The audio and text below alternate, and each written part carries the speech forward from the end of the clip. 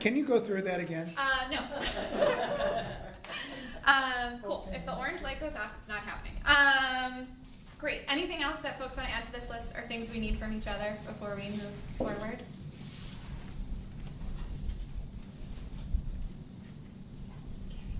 Are these things we can all agree to? Yeah. Looking for some affirmative consent. Great. Awesome. Excellent. So I do want to just circle us back briefly to this title that we have up here of the next gender identity frontier. So I love this title because I think it's really helpful to think about the context of pronouns and where we're coming from, right? So we started out with this title of the new frontier and shifted the language to be the next frontier, and that was a really intentional choice, and I just want to share with you why that is. So often we use language about sort of like the frontier, right? We're thinking like Wild West. I watched a lot of John Wayne movies growing up. My dad really loves John Wayne, so thus I do. And so, right, it's a lot of this idea of like you get to the land and it's like this brand new open space and nothing is there and it's just all open and free. And in fact, we know what? It's not free. It's not free and people were already there, right? So in fact, it is not just this like wide open space that's like all brand new just for us, right? In fact, there were people that had been living there for many generations, right, who had created whole cultures and whole experiences that maybe John Wayne and co. did not know anything about, right? And so while it might have been the next frontier for John Wayne and friends, right, it was not in fact new. And so I want to remind us as we have this conversation, right, that while this may be new for some folks in this space, it is in fact not new, right, for the people who have these experiences and the identities that we're talking about. These are identities, cultures, experiences, stories, language that has existed for a long time through many generations of people, right? And so while it may be newer in public consciousness, it's not in fact new. And I think that's really helpful to sort of hold in mind as we sort of work through it. And so, gender terminology. So like what are we talking about?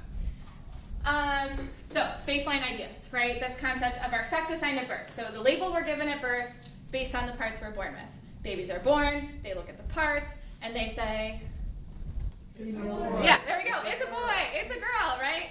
Absolutely. Often this label even happens before we are born, right? We're like ultrasounding to look at the parts, right? Same idea. So that's our sex assigned at birth, right? That's the label that we're given when we're born. Our gender identity, right? This is who we know ourselves to be in relation to our gender, right? What we call our gender. So for most people, our gender identity and our sex assigned at birth are in fact the same. Does anyone remember what we call that? Cisgender, yeah. And what do we call it when they're different? Transgender, right? So cisgender, right? Someone whose sex assigned at birth is the same as their gender identity. So for example, I am a cisgender woman, right? That's that concept of an adjective, right? So I'm a cisgender woman, so when I was born, they looked at my parts and they went, it's a girl, and then here I am later, and I'm like, yes, I'm a woman, right? Cisgender. Transgender, right? That's what we call it. Someone whose sex assigned at birth is different, right, than their gender identity. So baby was born, they looked at the parts, they go, it's a boy, and then that person is like, no, not a boy, something else, right? So that's what we call being transgender. Again, also an adjective, right? So someone is not a transgender, right? They are a transgender person. A trans woman, transgender man, right? Any of those. Questions about that? We're all on the same page. Great. What are the two most common gender identities? Male, female. Male and female, yeah, right? Absolutely. So, Yeah. You have transgender. Is it always used as an adjective? I think I've always heard it used as a noun. A transgender person. A transgender person. Right, so you wouldn't say a transgender. As opposed to one is transgender. Still an Okay, adjective. still an Like, adjective. right, yeah, Okay. But yes, that's correct. Like, Jake is trans, right, is totally fine, right? Okay. But we wouldn't want to say Jake is a transgender. That would be not the way we would use that. Okay. Sorry if someone in here is named Jake. That's just like a name that came to me. Yeah, that was a great question. Thank you. Okay, right, so two most common gender identities are male and female. What do we call it when someone's gender identity is not one of those binary options? Non-binary, right? And I think I heard somebody else say transgender, right? So somebody can be male and transgender, right? They could also be male and cisgender. It's like two different people, right? The third word up here, right, is this word non-binary. So non-binary refers to someone who's not male or female, okay? Again, this is also an adjective, right? So and-so, Susan. Susan is a non-binary person, right? Not Susan is a non-binary. Or Susan is non-binary, right? To use your example, also cool, right? Not that's a non-binary over there, right? Like that's not how we would use that. I'm being kind of silly, but that's not how we would use it in a sentence, right? Questions about that? Yes. I have heard several watching a lot of non-binary people refer to themselves not as a non-binary. Look, it's the non-binaries, but as NB. ENBY. It's like sounding out NNB. Yeah. I'm an NB. Yes. So sometimes, like cutely, it's like an abbreviation, right? So Yeah. sometimes abbreviated as NB. So, and I'm just going to spell it out one more time. ENBY is like how it's written, but it's pronounced NB. It's just someone using another term for non-binary, so it means the same thing. So if you encounter that, often online communities in particular is where you would see that. And in that context, is that when you can use it as a noun? People sometimes do, using yeah. NB as a noun? I don't Yeah. know if there's a really hard and fast rule yet. No. Right, I think that's a great point. No, there's not a hard and fast rule. I think we're also, some of what I want to tease out here is, right, in community usage, right? So people who hold those identities talking about themselves, right, versus people who don't hold those identities talking about that experience, right? So you might hear someone refer to themselves that way, right? But if it's not an identity that applies to you, I would just stick with adjective as a baseline, right? Kind of like, it's similar to if folks are familiar with the idea of person-first language, right? When we say like a person who has experienced depression, right? Rather than saying a depressed person, because it sort of puts the person at the center. It's just another way to sort of center, that might have been confusing for people, so sorry. But it's just another way to center people's experience, right? A person who is non-binary, right? Or a non-binary person versus saying, you know, an NB, you know, or something like that, just centers their humanity. Yeah, good questions. So Lizzie, just to confirm, Yes. if I describe a person as a transgender male, Mm-hmm. the male is what their gender identity is. Correct. Okay. Yes, absolutely, right? So we're always highlighting someone's gender identity. Yeah. The not cute way to say this is like we just don't care about what's in people's pants, right? Like it's just not something you talk about in polite conversation, right? Yeah. So when we're talking about someone's who they are, right, we're always talking about their identity, right? Not about what their genitals might be, things like that. Yeah. So like non-binary in the past, I would have thought maybe gender fluid would be, but is that not really a Totally a term. correct term? Or Totally a term. So non-binary is kind of an umbrella term. There's a whole bunch of other gender words that could like fall under here. I was trying to keep it simple. But gender fluid is an example of a non-binary identity. So gender fluid, somebody who identifies as gender fluid means someone whose gender is fluid, right? It might change over time. So some days they might feel more male, other days they might feel more female, some days they might feel like neither, right? But again, because it's neither male nor female, we would call it under this umbrella of non-binary identity. Does that make sense? So, but it's a correct term to use. It's not like Totally. Okay. Yeah, totally. Yeah, good questions. Other? Yeah.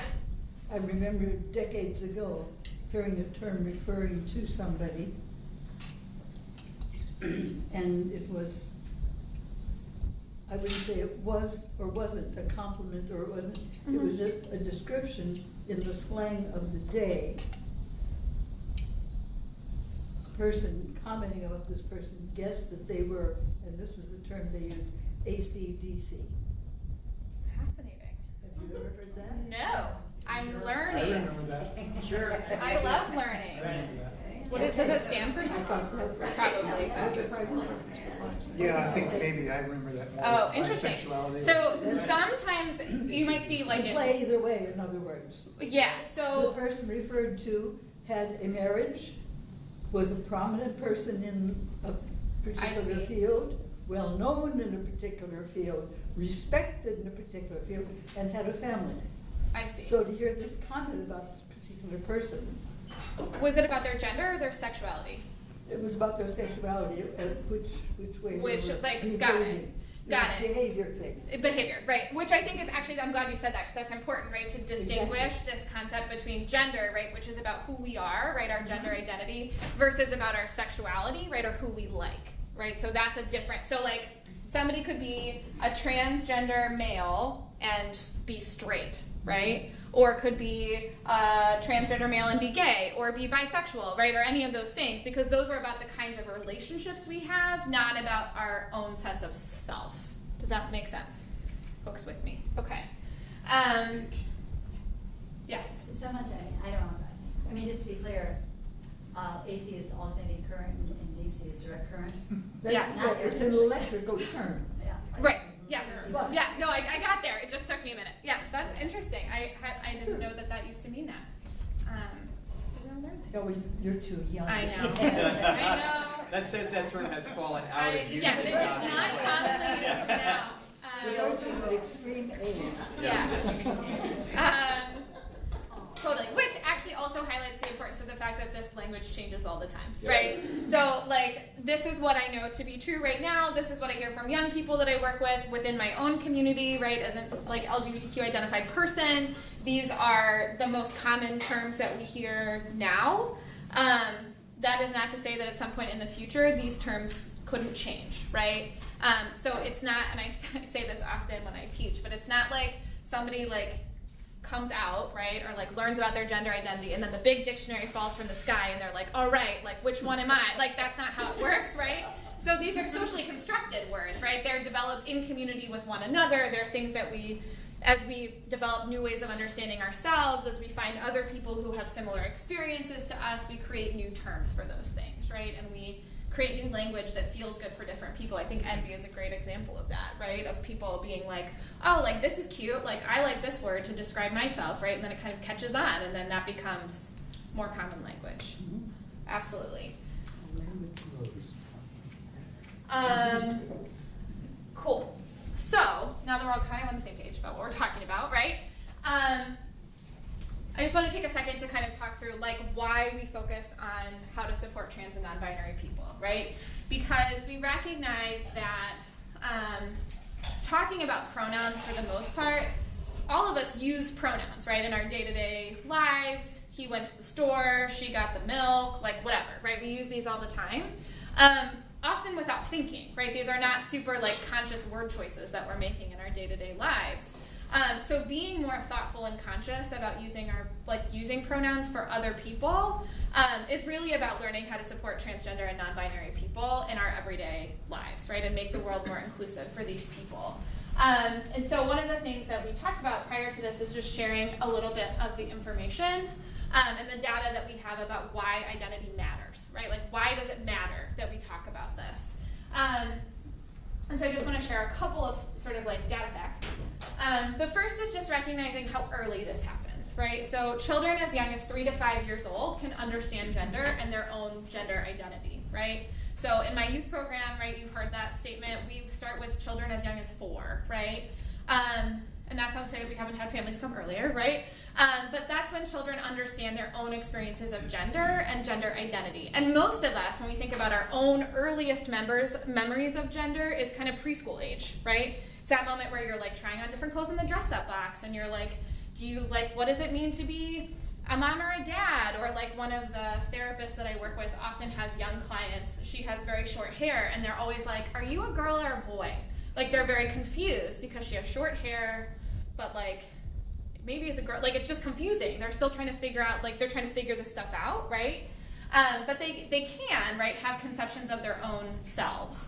And often that doesn't look like, right, a 4-year-old does not know the word transgender. That's not in their vocabulary typically, right? But what they can say is, you keep telling me I'm a boy and I'm not, right? I'm not a boy, I'm not a boy, I'm not a boy. I'm a girl, I'm a girl, I'm a girl, right? And that's the kinds of things that when we're talking about gender at this age, that's what we're looking for around trans identities. But also what that means is that these conversations about gender and gender identity impact, right, the families of these young children, right? They impact the preschools that our kids might be going to. They impact the elementary schools we may be in community with, right? So it's happening, it's not just like, oh, well, the transgender people, adults are over there, so like this doesn't impact my community at all because I don't know any transgender adults, right?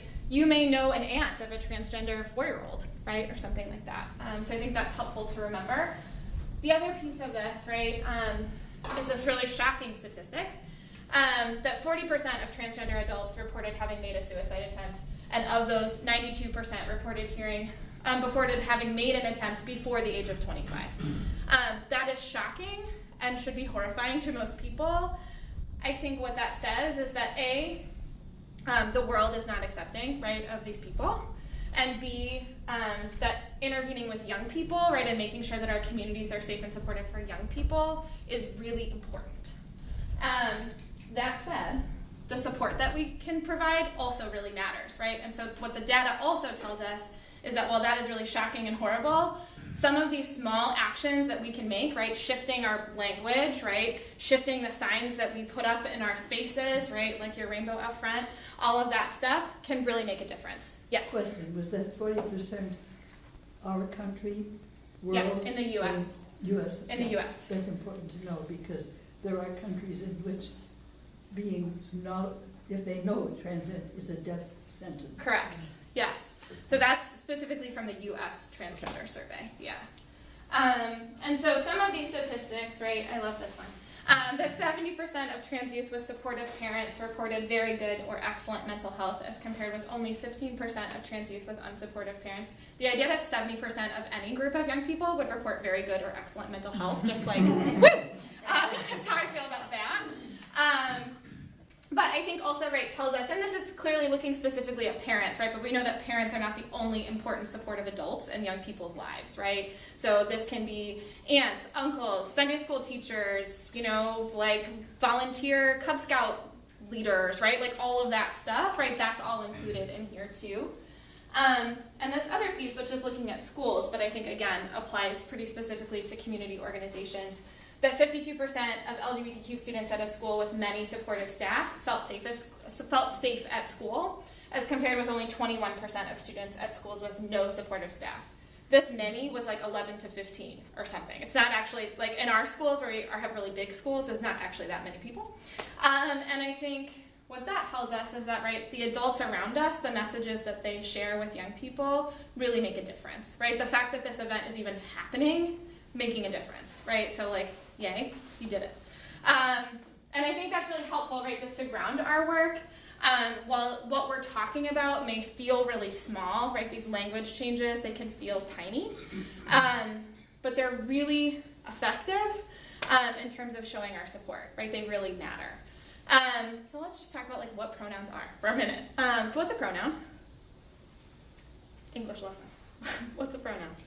That identifies others or groups or? Yeah, a word that identifies others or groups, yeah? Other individuals? I think it could be a modifier of a noun. Ooh, you're advanced. Potentially. I was like, well, I wasn't really ready. I said English class, but I wasn't actually prepared. But yeah, right, it's how we talk about somebody without using their name, usually, right? 3 most common pronouns in English are? He, she, and it. And, well, it as an object, right? And for people would be they. Yeah, absolutely. And I'm glad you said that, right? Because I think one of the core takeaways from this, right? It is always a pronoun for objects, not for people. Referring to people as it is generally considered very offensive, right? But not in Gaelic. Possibly. Tell me more. I was amazed to find that according to my Irish friend who knows Gaelic, in the ancient language, there's he for male and it for everything else. Oh. I don't love that. I don't love that.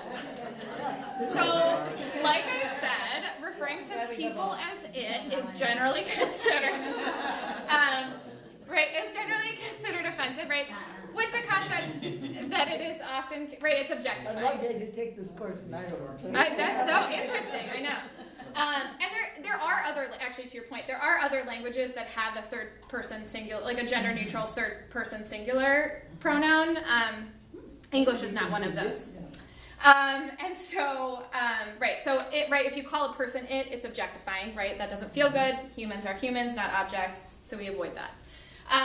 So I want to just provide some brief examples. Y'all can appreciate my sentence, right? So she, her, hers. This is my friend Alex. She's amazing at carpentry. Her furniture is some of the finest I've ever seen.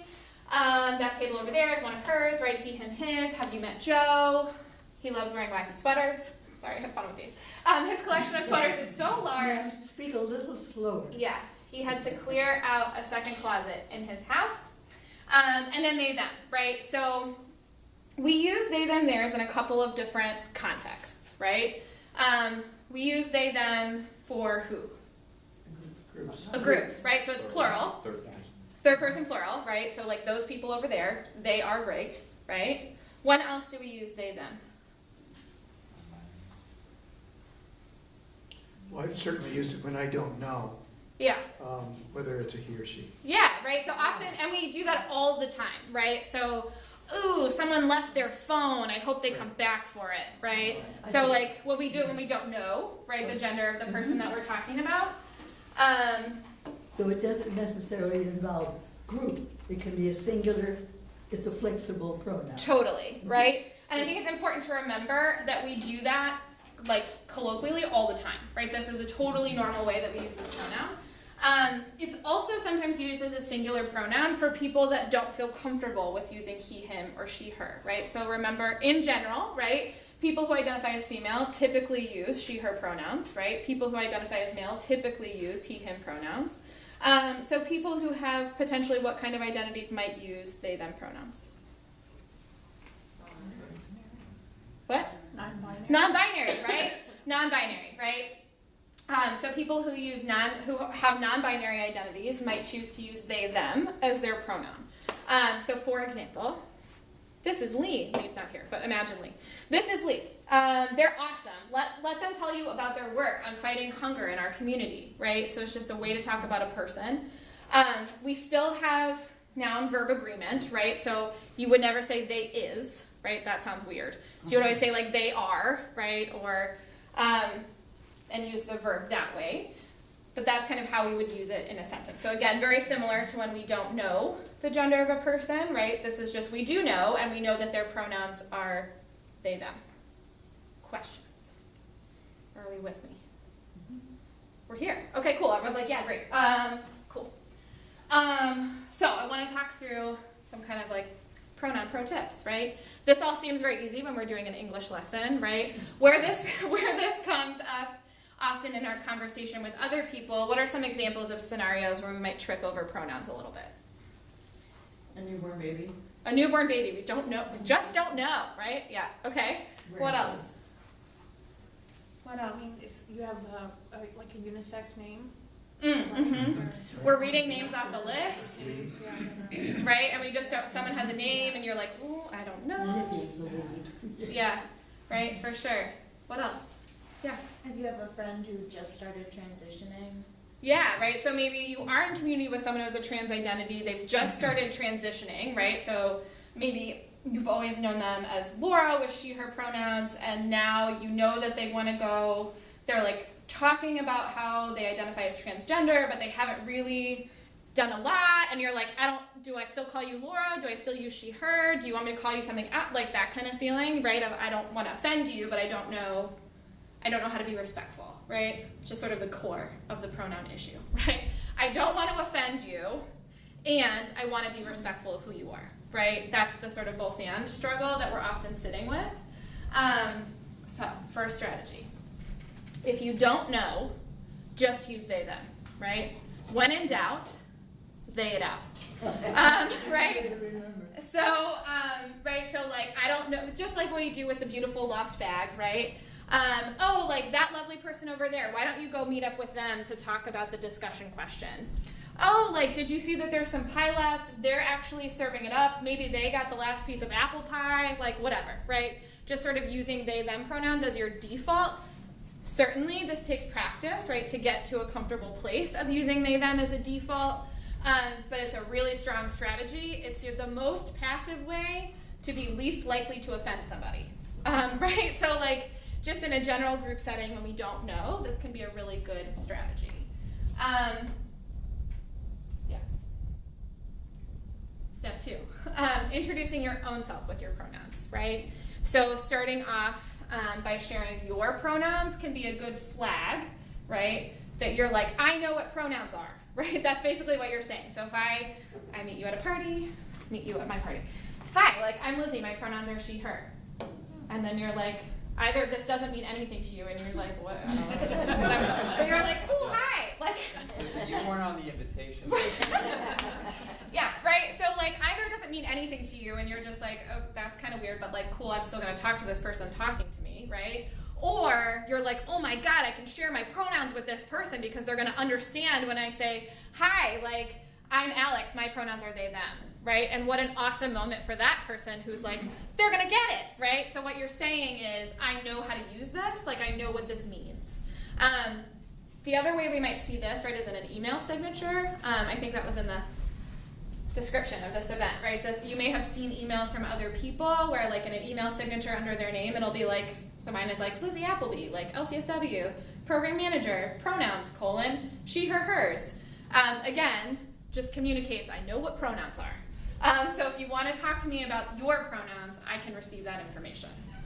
It can also be, depending on what field you're in, right, if you're in a professional field, it can also be a great way to educate other people around you, right, about that, because it invites conversation. They can be like, what does that mean? And you can be like, well, let me tell you.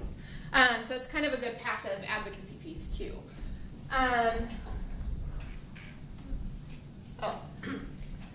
Here's your script. So hi, I'm blank, and my pronouns are blank. So hi, I'm Lizzie, and my pronouns are she, her.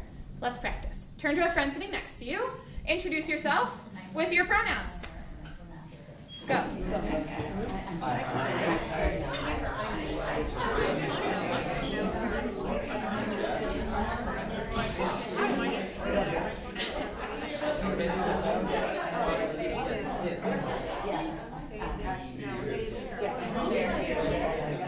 Excuse me. Yeah. I was excluded possessive one. Hi, my name's Tanya.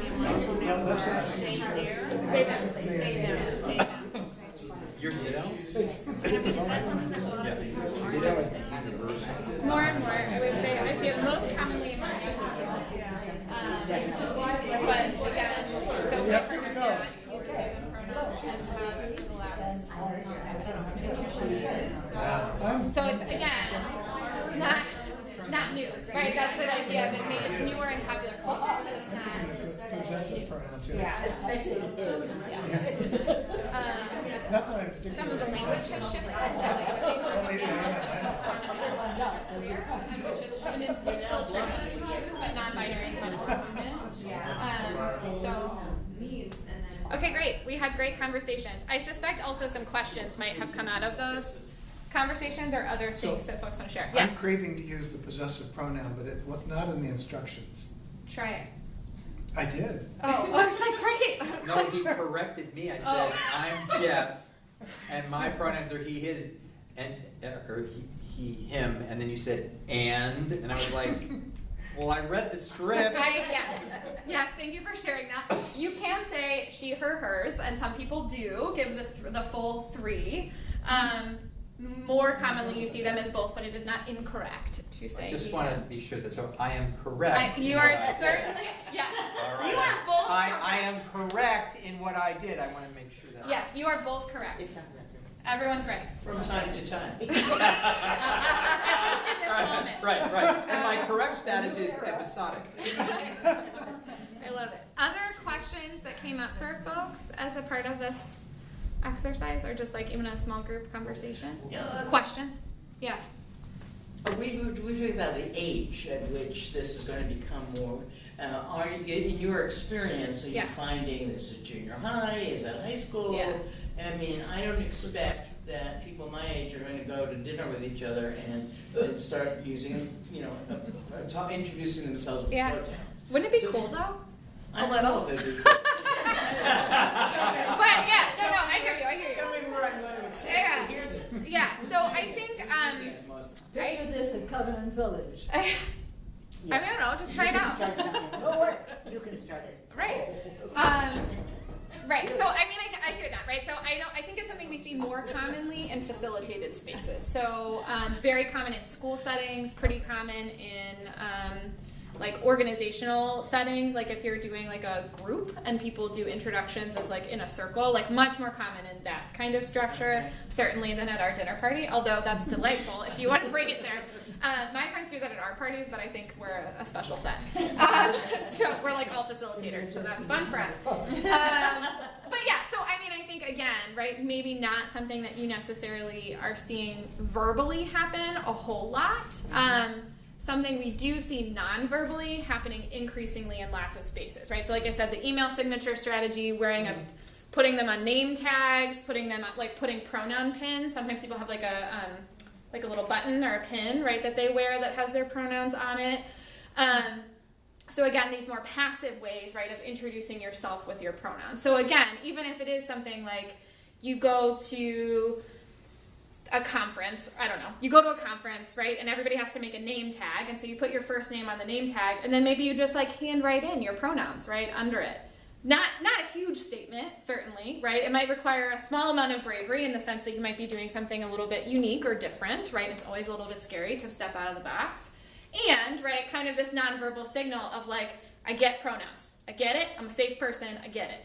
Right? So it's sort of just a way, again, to flag that for folks who may not have pronouns that you expect, right?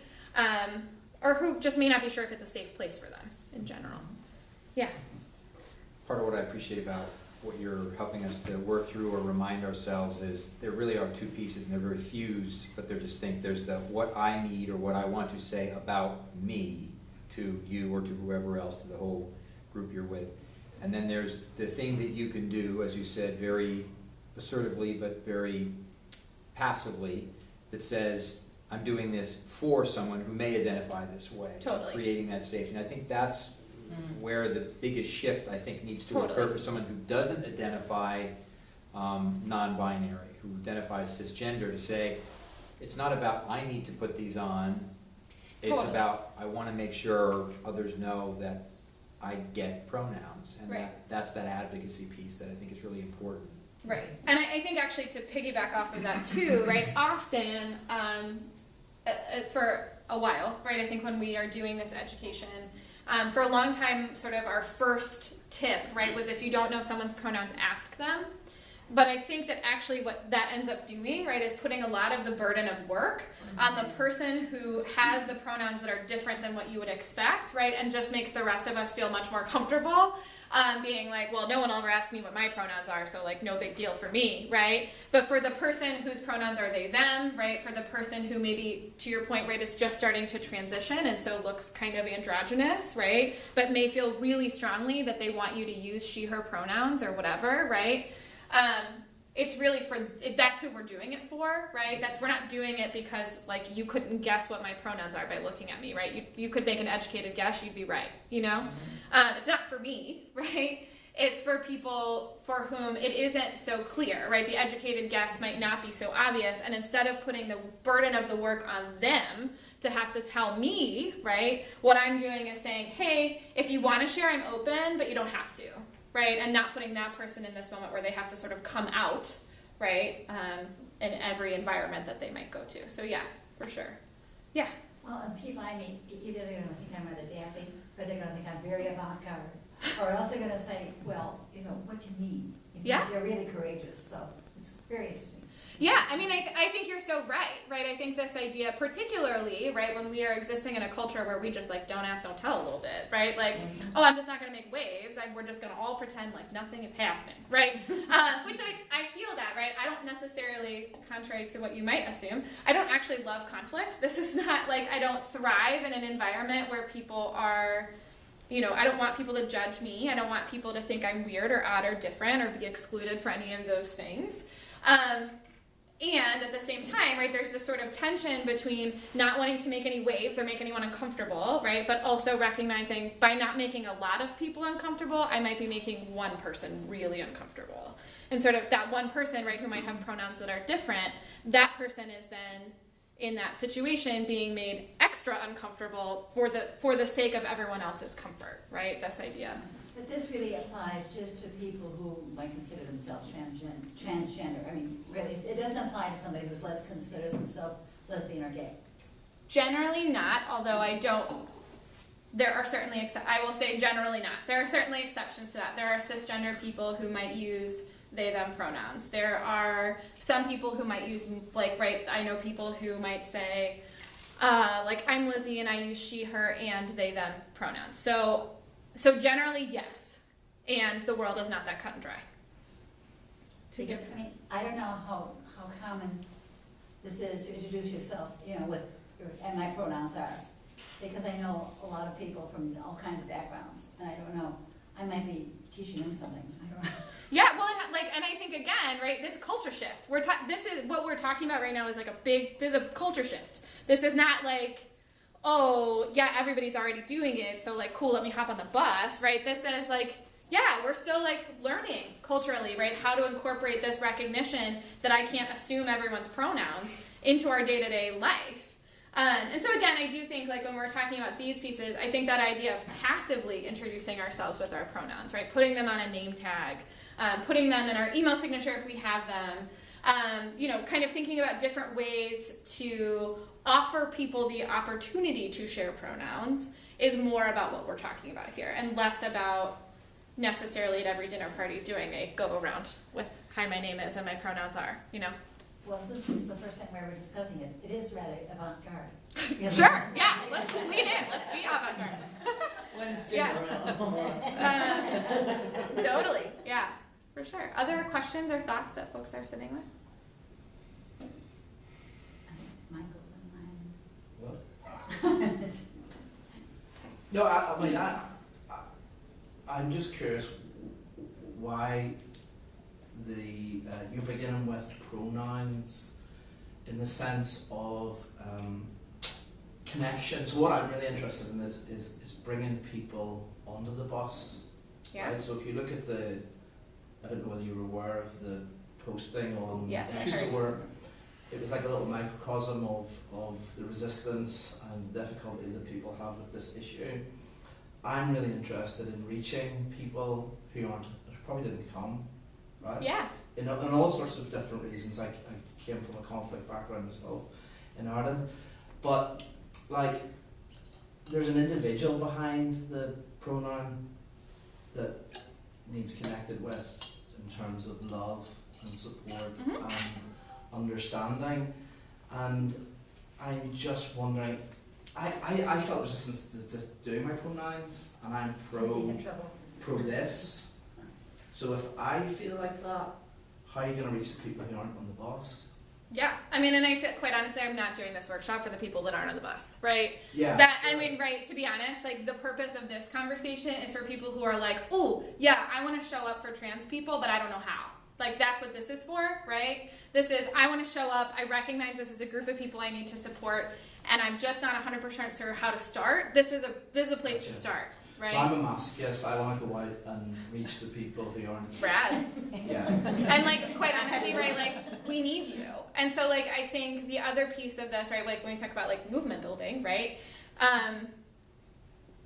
I think for some of us, right, so for me, so I don't know if people in this room know this, but on tomorrow's Thursday night, there's a big hearing at the District 211 School Board meeting in Palatine High School, where they are voting again on legislation to support transgender students' access to bathrooms.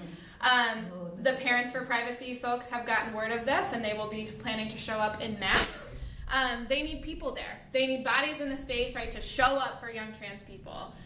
It's at 7 at Palatine High School tomorrow night. But all of that is to say, right, that to your point, right, the other people who will be showing up in opposition to that, those are the people not on the bus, right, to your example. There are opportunities to engage with those people, right, there, and they're in a heated space in that moment, and I'm not saying that's the time, but I think that we need people who are willing to humanize those people, right, and engage and connect So in a different way. difficult point. Is there not a danger that this issue is being weaponized? Mm-hmm. And you've just given a good example of bathrooms. I've never been in a house that doesn't have transgender bathrooms. Never been where? In a house that doesn't have transgender bathrooms. In a house. Oh, well, right, and yes, you're exactly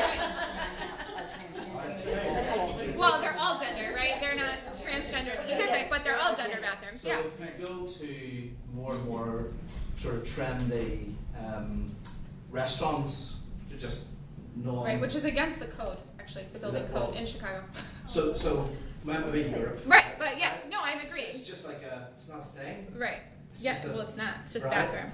So I'm also afraid that some people are monopolizing on these issues for political gain, and what's getting lost in it is the people who are actually suffering through lack of acceptance. I mean, yes, and I think there's also, so I don't know how much you are familiar with the District 211, but yeah, so 4 or 5 years ago, there was a student who sued District 211 trying to get access, and then was denied, and the federal government was involved, and they basically went with like a separate changing facility or whatever, which is sort of like, from my perspective, right, separate, not equal.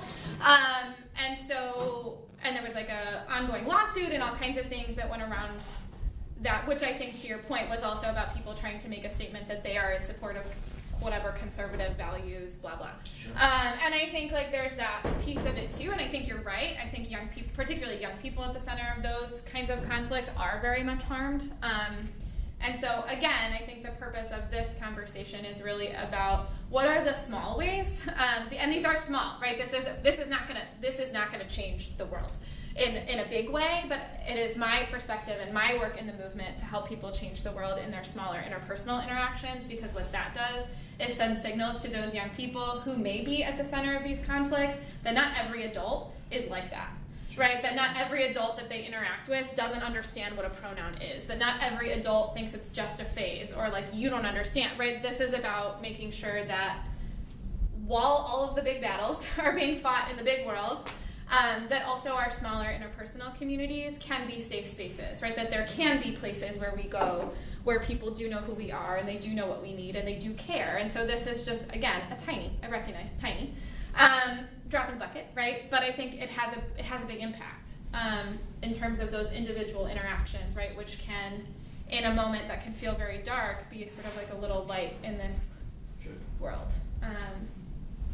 But yeah, I'm here for the movement. Yeah. Yeah. You know, to make this more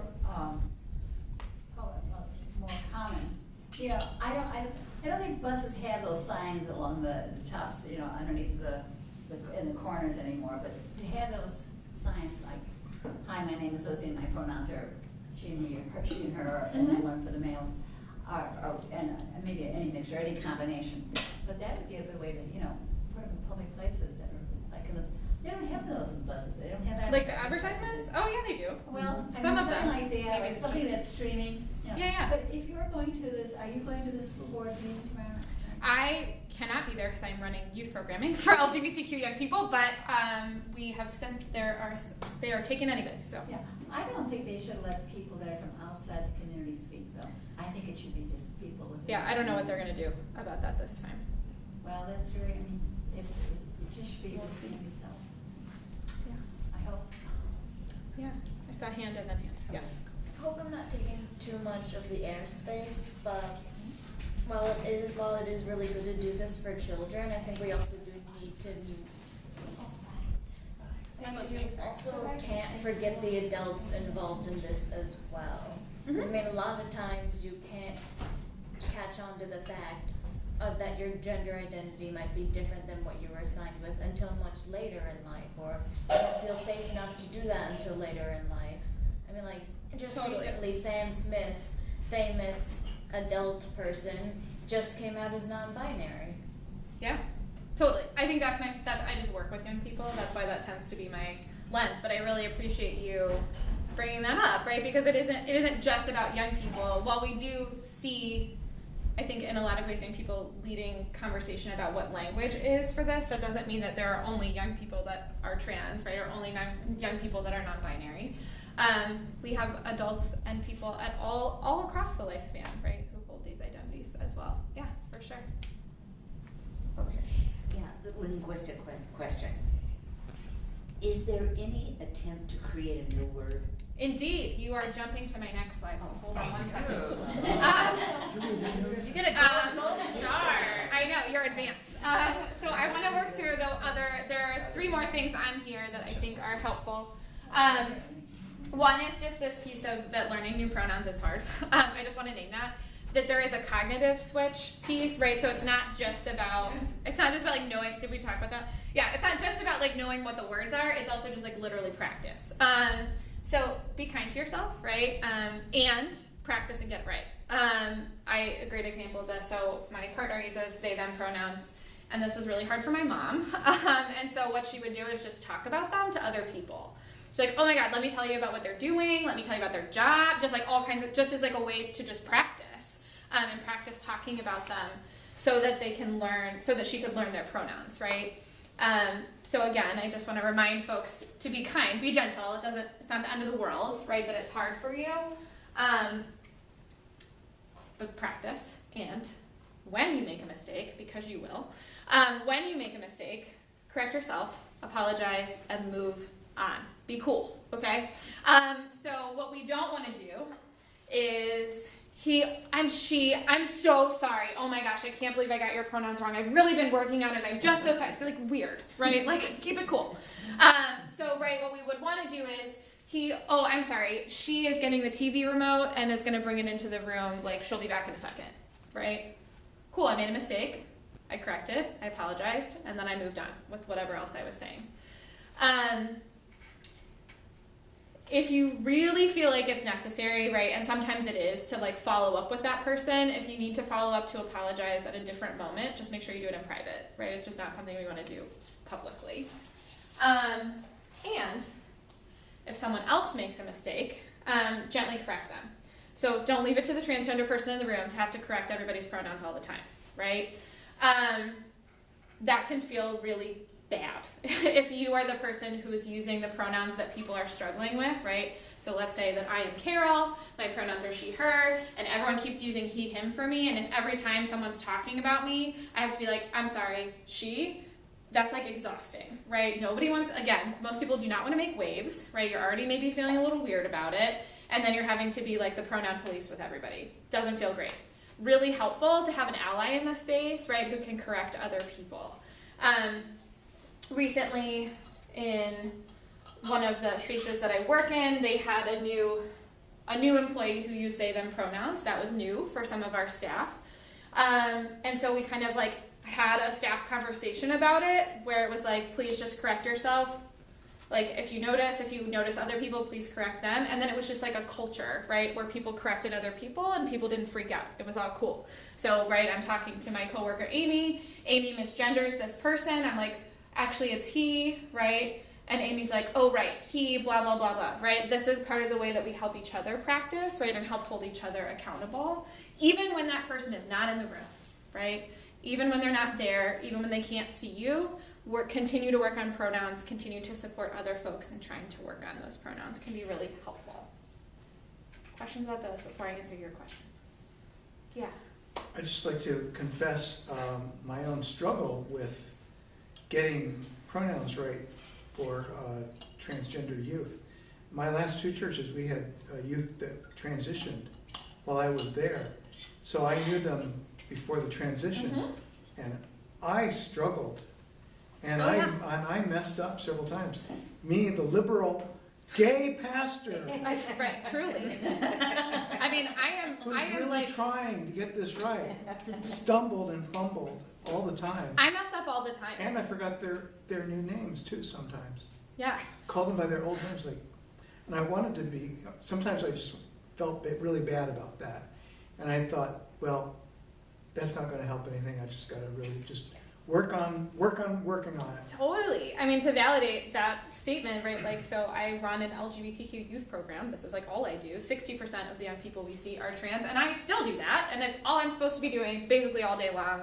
And I teach people about it, and I make mistakes. I have close friends that I am very, like, best friends, right, that use they, them pronouns, and sometimes I misgender them. It happens, right? It doesn't mean I'm like a bad person or I shouldn't be doing the work, right? It means I'm a human person in community with other human people, which means sometimes I make mistakes.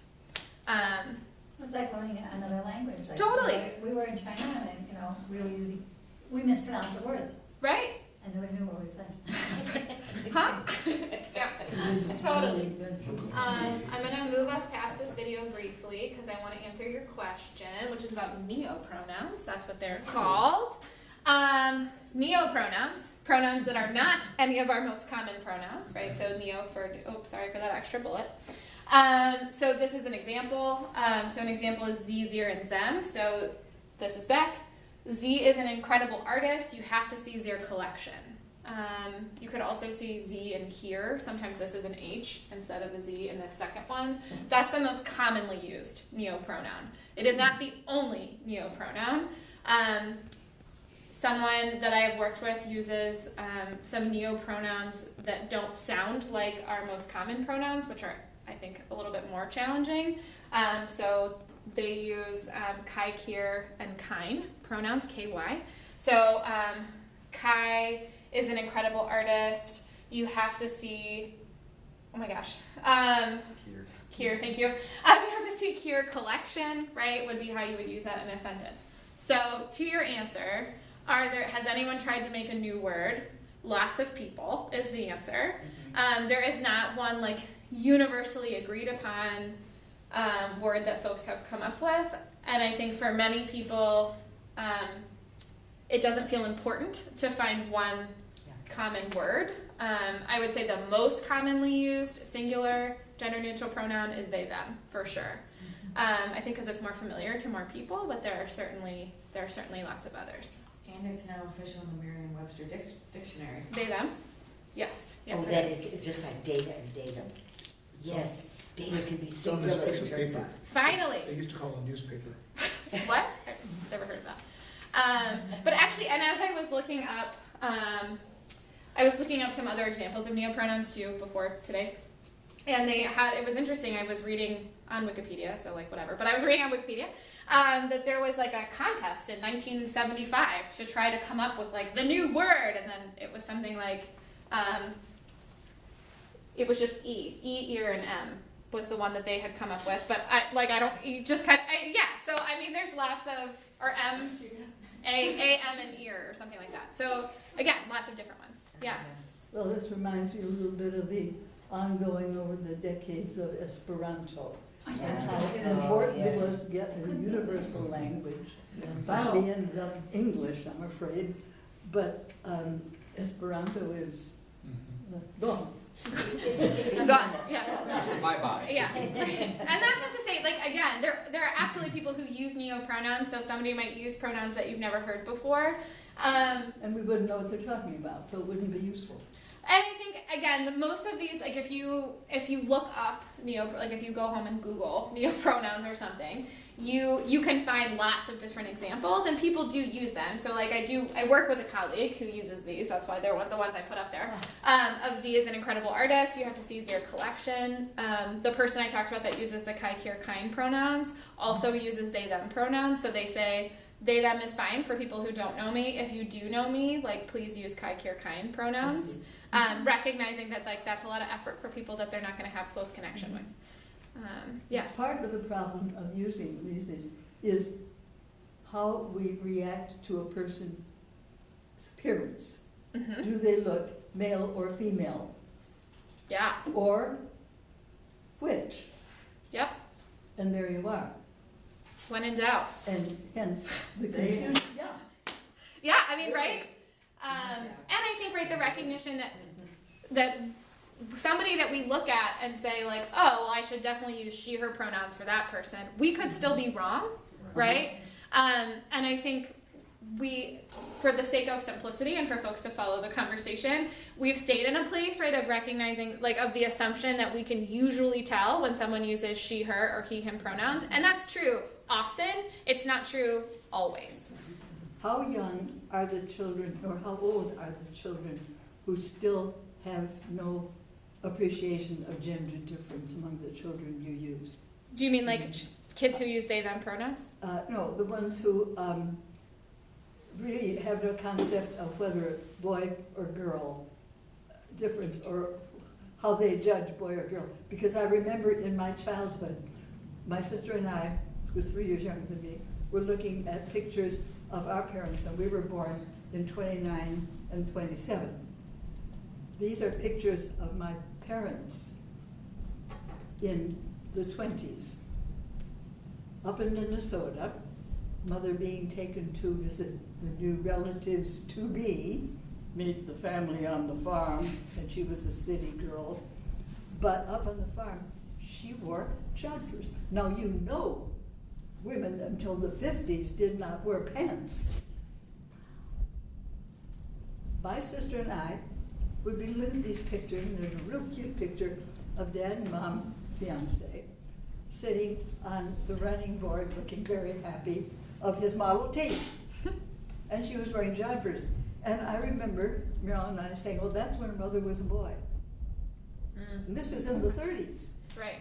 How long does it take for kids to realize the difference, depending on how carefully you were raised? I mean, I think, so, again, like, I think I mean, most... we had no brothers. Right. I mean, most, to that statistic from earlier, I mean, most children have an understanding of gender and gender identity between 3 and 5. So, like, preschool. Of course, we did not. I also think, though, that what that's highlighting for me is that what we look for to determine who's a girl and who's a boy is socially Boys wear constructed. pants, girls wear skirts. Right, so if that's what you're looking for, Sure. and everyone's wearing pants, you're like, well, I've got no it's a whole data. different Right, like, right.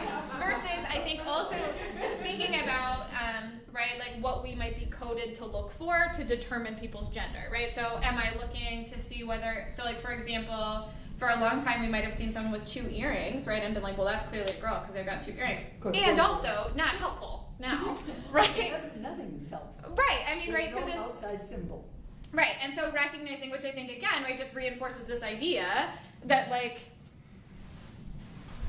gender isn't a clear construct, right? We have all different experiences with gender that we can sort of put it into these 3 categories of male, female, and non-binary, right? But our actual experience, our actual lived experience is kind of a mix of all 3, right? And that this idea of gender expression, right, of how we show our gender to the world is very time dependent, right, culturally dependent, right, all of those pieces as well, for sure. Yeah. How pervasive is this in let's say in therapy circles and psychology? I mean, there are obviously articles on this. Oh yeah. Right. Yeah. But it hasn't really hit more of the corporate or bigger businesses yet. No. I mean, I see it all the time. Everyone's signature now. I mean, I work with executives, Right. and I mean, I'd say the white men, as usual, are the longest pole for the ship. Why are you looking at me? This is not looking at me. Yeah. Yeah. I'm The looking at token you to white- nod, yes, Yeah, right. I know these people, but like, I'd say, you know, it's shifting. What's shifting? It's more Corporate America is shifting, But it's slowly, been legislated inching, I should say. for, you can be fined up to, I need to fact check this, 100,000 I think in New York for not using correct pronouns in the workplace. And I think in California, I would and be certainly in Canada. There are some states that have workforce discrimination laws that protect trans people. Illinois is not one of those Yeah. states. Yeah, but it's, I mean, this is why it's an issue on the right, because of the pushback on the legislation on mandated use of pronoun. Yeah, I mean, I think different people, I think for some people, any conversation about gender being not limited to 2 options is scary for a lot of people. I think the idea that there are lots of possibilities about anything can be scary for a lot of people, right? But yeah, I mean, I think, right, again, as most things happen, it's a little bit in fits and starts, right? So we might see a great move forward here, and then we might push back a little bit, right? And then maybe see a little bit of progress, and then some pushback, and then a big, leap forward. We just passed, in Illinois, we did pass the curricular inclusion bill, right? So schools are now required to teach LGBTQ history, right? And as a part of that, they've convened a governor's task force to create guidelines through the Illinois State Board of Education, which is great. That will help schools create curriculum around it, which we hope will include conversations about things like pronouns. I work closely with a 6th grade English teacher in the District 39 schools in Wilmette, and she does a lesson on pronouns and includes a singular they, them in her English lesson, right, as a way to introduce that, again, to flag, kind of in a low-key way, right, like, I know what this is, I'm cool with it, you can talk to me. too. So I think there's lots of different places where we see this conversation. Excuse me, I don't know your name, but I'm Eleanor. But could you explain to me more? I know, for example, in letter writing, you dropped Mr., Mrs., and Ms. and so forth about probably 10 years ago. But can you explain to me how this is being, how these changes in the workplace, and of course, they're probably not corporate yet? I mean, I see it just at the very simplest, thing, and people put their pronouns at the bottom of their signature. Right. Really? So I would say Rebecca Quigley, director of so-and-so, she, her, all the time. What kind of a business would this be? Would you find this in? What business? I think you'd find it. I don't think any vertical. I mean, any industry. Do I think you'd find it more in marketing and advertising than you would in finance? Probably. We could probably do the statistics on where you'd see it more, but so you're seeing it. When I go to work in the office, there is a stack of buttons as you come in, as you wave your wand, that have their pronouns on it. And you can stick your button on and go on your day. Really? Yeah. I almost took a stash. I wish you had. Yeah, what? Yeah, I said you look like you're an advertiser, but I'm interested to know because my children work for major businesses. Of course, the one in the south, I don't probably would think of, they would have these changes, but maybe the one up in Minneapolis, maybe. But this is another conversation topic, so for the family. Interesting. Thank you. Yeah. There's two things. One is interesting. So I am holding up this remnant of a printed newspaper. So I was labeled the laggard representative. So here I am holding up a newspaper. Someone said, they print those still? I didn't know that. The fact that this is talking about the Merriam-Webster dictionary change has happened is through a very slow and ultimately irreversible and needing to be recognized accretion of use. It is, wow, this is happening so often. Dictionaries are reactive texts. They say, this seems to be happening now, and thus we need to make a shift. And they're passively so because they'd rather protect the what is than go into the what's new. So to get into an established dictionary means something has happened sufficiently, is in common usage enough and for long enough that it needs to be recognized as now a legitimate part of language. So I'm saying that for a reason.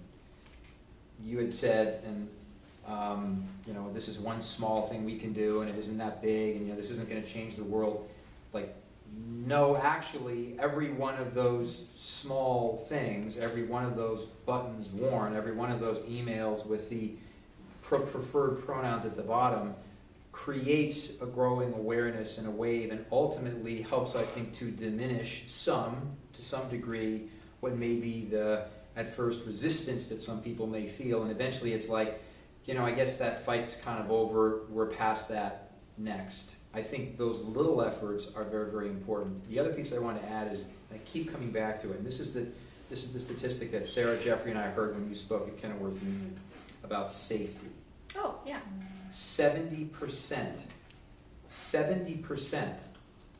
of transgender youth who said they have supportive parents self-report very good or excellent mental health, compared to, and this is where we all gulped, and on our way home we were like, that was killer, it was just so upsetting, only 15%.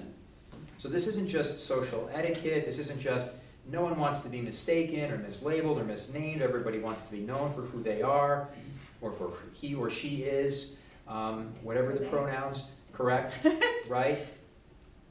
It's about safety. And those statistics are a function of enough people who had the button or had the pronouns at the bottom of the email or had the sticker on the door or wore a shirt that said, yep, I'm a safe person, or this is a safe space. That, or the parents were that actively engaged. This is about safety. I think that's what can get lost. I mean, I'm cisgender, I identify he, him, his, I got it, his, thank you. I don't have to think about safety like that. But the reminder that for some, that's exactly what we're talking about, I think makes it much more important that this is a collective effort. So you reminding us about the safety piece, I think for me, just hit home along with lots of other things tonight. You know, this is not much effort, and it has a very significant impact. Not Well, the small. stakes are high, right? I That's think, what I'm saying. yes. These and- are not, well, you know, I got it wrong. No, like someone's sense of, well, maybe I'll be one of the 40% that threatened to take my own life, 92% of which did so before the age of 25. Those are daunting statistics. Right. And I think I think just to echo what you're saying, right, it's not this organizing strategy to change the world is better, this one is worse. I think it is the recognition, right, that it takes all of those pieces, right? All of those pieces working together, that yes, there might be tangible things that people need, right? Like need access to healthcare, need safe employment, need a place to go to the bathroom, right? Like those are things people need. Those are tangible things. And at the same time, one of the other core things that we need is the feeling that there are people in our community that see that we exist, right? That know that we're here, right? That are like, oh, you're real, right? That sense of being recognized and valued for who you are, right? Not who other people think you should be, not what other people tell you you are, but who you authentically are as a human person. And I think one of the ways that we do that is by using the language that people use to describe themselves, right? Is a way to reflect back to other people, I see you. I see you, I hear what you're saying, I believe who you are, and I'm here for it. And it might be kind of messy, like I might mess it up sometimes, but I'm trying, I'm here for it, I want to show up, right? And again, I think I say small step not because I think the impact is small, but because I think quite honestly, no, I'm agreeing. I think not because the impact is small, but because the effort is small. That's what I meant. Right, and I think like they are small steps, right? But the impact is not small. And I'm not saying you weren't saying that, I'm just echoing what you're saying. This concept of these kind of small things we can do in our own lives that may not take a lot of effort, they might make little waves, right? But comparatively small compared to the impact they might have on somebody that you might interact with. You may be the only person that correctly genders that person all week long.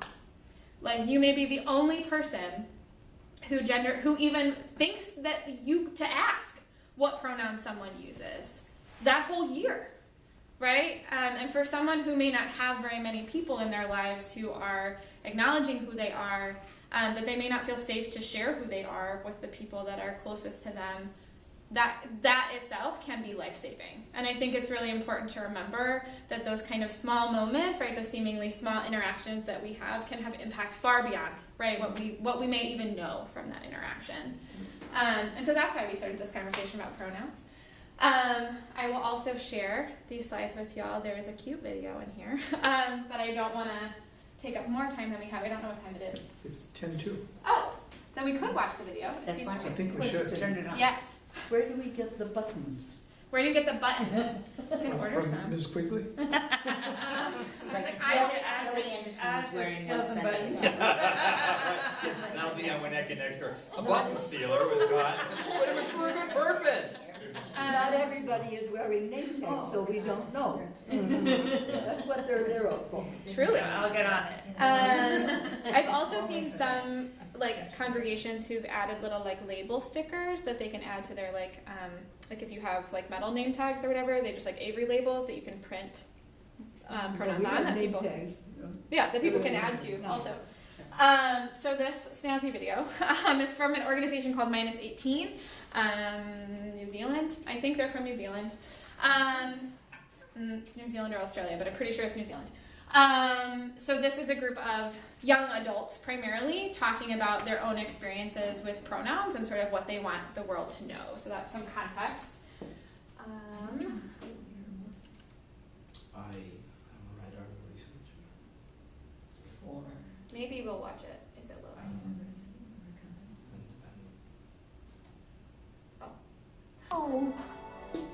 Oh my god, okay. Do I have to do it without? What a prank.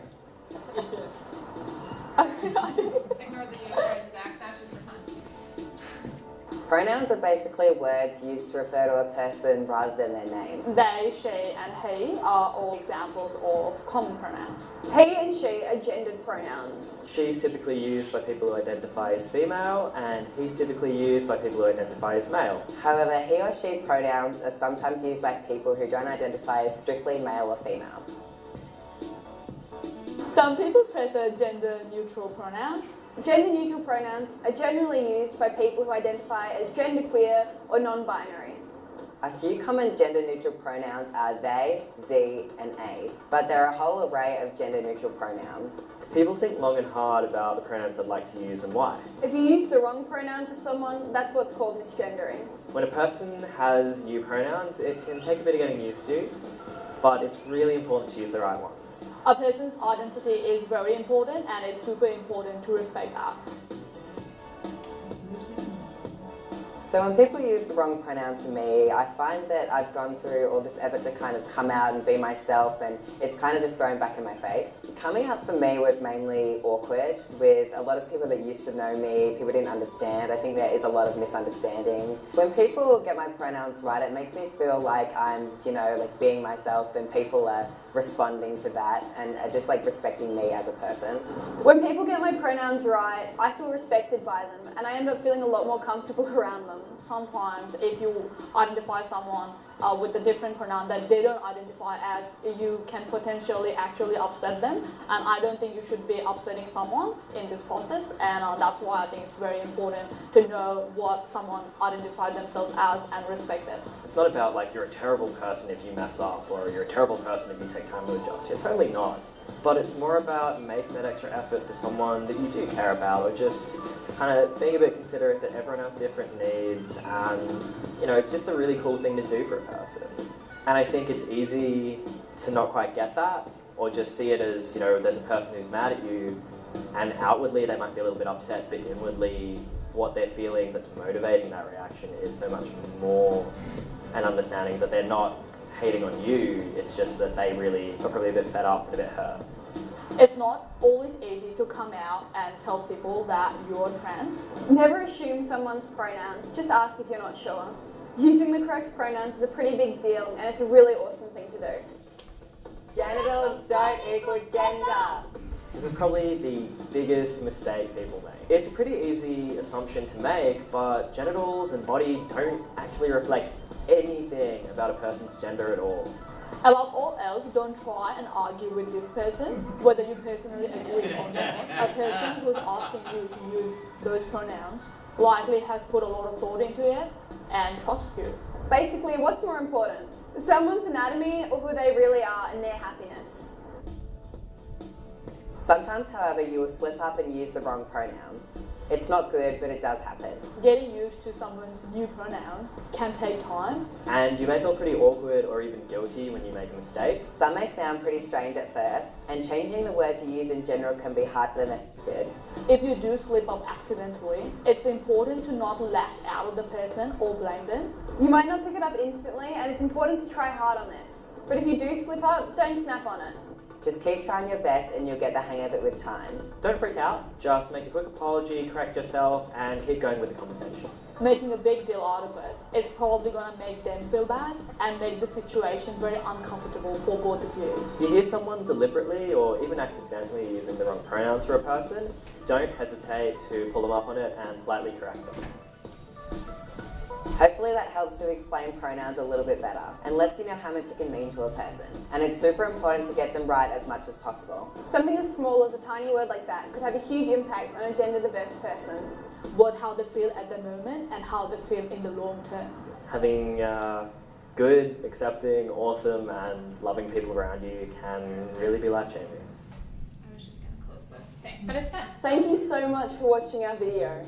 This video was completely written, filmed and edited by us, the gender diverse and same-sex attracted young people at -18. Help support trans... Too much. Okay, great. That was it. It was over. Cool. So that was the video. So again, just refreshing a lot of the things that we've already talked through, but I think just another way to hear that from other folks as well. That's my email address. If you ever have other questions or things folks want to talk about, you're welcome to do that or to reach out at any point. I'm happy to answer them. I love working with folks on this issue. It means a lot to me personally, but also it's just like so cool when people like want to learn and respect other people. I just am like really here for that. So thank you. Is there a question before I say that? Do you have a pulse on kind of what you said you're working with WillNet, but like what's going on in the Winnetka kind of where kind of the feeder schools to New Trier and what's going on in New Trier to support this? Yeah.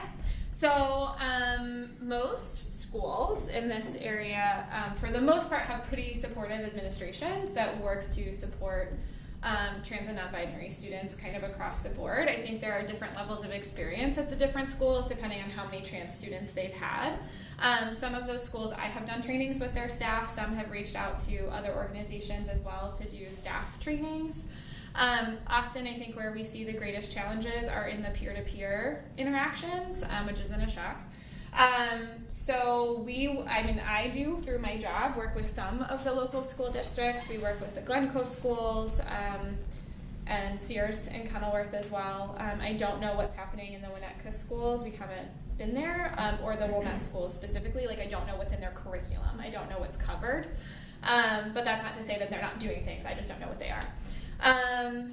I would say, like, again, for the most part, particularly looking at like the feeder schools, like the K-8 situation, I would say for the most part, our younger students in our programs who are in those schools report feeling that, generally speaking, they are supported by their adults. Again, the greatest challenges are in the peer-to-peer interactions, and sometimes the responses to those not feeling as affirming as they could to the student. So I think that's often where we see the challenges. At New Trier itself, this is a part of the sophomore health curriculum. I come in with students and we do a workshop around LGBTQ identities. It's also sometimes talked about in other classes as well. I would say kind of a mixed bag of experiences. In general, our trans masculine students tend to have more positive experience than our trans feminine students. So also not hugely surprising. So folks who are either identifying or presenting more masculinely have a better experience than people whose sex assigned at birth is male who present more femininely. That is representative of what we see in our culture across the board with the experiences of trans women. And not shocking, particularly around gender norms as a baseline. So again, I think what we see with young people is basically just what we see with adults in the same way. I think rather than there being a huge group of like every young person in this community being anti-trans and non-binary identities, what we see is a very loud minority who says hurtful things or makes hurtful comments, and also a pretty sizable silent group of people who don't say anything at all. So again, kind of aligned with what we see, bigger picture. But I would say for the most part, administration is very supportive. Question. Have you had any experience of the parochial schools or private schools involved in this? Private schools, yes. Private or so like North Shore Country Day is rad. I've worked with them a lot. And some... Motivated, church-supported private high school? I haven't worked with any of them. So I'm curious to know how mixed the church bag. affiliated things. Yeah, I have heard some things from young people. I know there's been some organizing with Loyola students in the past. I know they have an in-school support group. They've tried to start like a after-school club and had some challenges with administration. So I know that's an ongoing, it's a live issue at that school. It's something that they're engaging with. There are administrators there that are very supportive of the issue. It's very challenging because they're working within a larger organization, right, that may not be support, right. I'm thinking specifically of Missouri Synod schools throughout the country and things of that nature. You know? Yeah. And that's going to be a rougher road for many of the folks. Because after all, God has made this. Yes, so there are definitely challenges. Cool. Thanks everyone for being awesome.